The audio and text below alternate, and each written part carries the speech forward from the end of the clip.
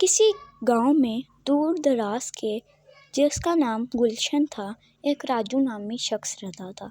راجو اپنے گھر کے حالات خراب ہونے کی وجہ سے بہت پریشان تھا۔ وہ ہر وقت گلہ کرتا کہ میرے پاس تو کچھ ہے ہی نہیں، میں کیا کروں؟ میرے پاس اپنے بیوی کو بچے کو پیٹ پالنے کے لیے کچھ بھی نہیں ہے، میں تو برباد ہو گیا، میں لٹ گیا۔ راجو کچھ دن پہلے سے مزدوری کر رہا تھا جس کی تنخواہ بہت ہی کم تھی، لیکن آج تو اس کے مالک نے بھی اسے نکال دیا۔ راجو کی یہ سب باتیں ایک مینڈک سن رہا تھا۔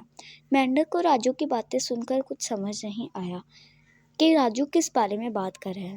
راجو کہتا ہے کہ میں تو برباد ہو گیا، نوکری بھی چلی گئی، پتہ نہیں مالک کو کیا سوجی تھی مجھے نکالنے کی، اچھا خاصا کام کرتا تھا، لیکن میں اب اس کے پاس دوبارہ نہیں جاؤں گا۔ وہ بہت گندا اور بدتمیز تھا، ہر وقت مجھے بولتا رہتا تھا اور میرے کام میں نقص نکالتا تھا، لیکن کیا کروں، کوئی میرے پاس آسرا بھی تو نہیں کہ جس کے پاس جاؤں یا کوئی کام ہی کر لوں، میرے پاس کون سا کوئی بڑی زمینیں مقبرے ہیں جو کر لوں۔ راجو بولتا چلا جا رہا تھا، اسے پتا نہیں تھا کہ یہ سب باتیں اس کی ایک مینڈک سن رہا ہے، اس کو کچھ بھی پتا نہیں تھا۔ مینڈک سن کے بہت حیران ہوتا ہے اور اچانک سے راجو کے سامنے ایک گلابی کپڑا آ جاتا ہے۔ راجو گلابی کپڑا دیکھ کر بہت حیران ہوتا ہے کہ یہ گلابی کپڑا کہاں سے آیا۔ اچانک اس کی نظر مینڈک پہ پڑتی ہے تو وہ کہتا ہے، ارے یہ مینڈک یہاں کیا کر رہا ہے، لیکن یہ گلابی کپڑا کہاں سے آیا، میں اب کیا کروں۔ راجو ابھی یہ باتیں سوچ اور بول ہی رہا تھا کہ اچانک سے اس کے سامنے ساتھ ہی بہت سارا ڈھیر سارا سونا آ جاتا ہے۔ راجو کو اپنی آنکھوں پہ یقین نہیں آ رہا ہوتا، وہ کہتا ہے اتنا سارا سونا، یہ میرا تو نہیں ہو سکتا، میں اس سونے کے کہاں قابل تھا، اب میں کیا کروں، یہ سونا پتہ نہیں کہاں سے آیا۔ اچانک سے مینڈک بولنا شروع ہوتا ہے، راجو میاں یہ سونا تم لے جاؤ اور اس سے اپنی مدد کر لو، سونا بیچ کر تم کچھ بھی کر سکتے ہو، کوئی کاروبار کر لو یا اپنے لیے کھانا خرید لو۔ راجو مینڈک کی باتیں سن کر بہت حیران ہوا، سب سے زیادہ اسے اس بات کی حیرانی ہوئی کہ مینڈک بول رہا ہے۔ اسے مینڈک سے اس حیرانی کا اظہار کر ہی دیا۔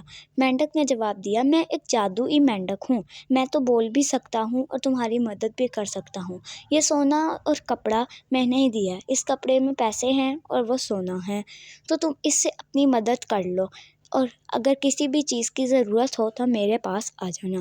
مینڈک بہت اچھا تھا، اس لیے وہ دوسروں کی مدد کرتا تھا۔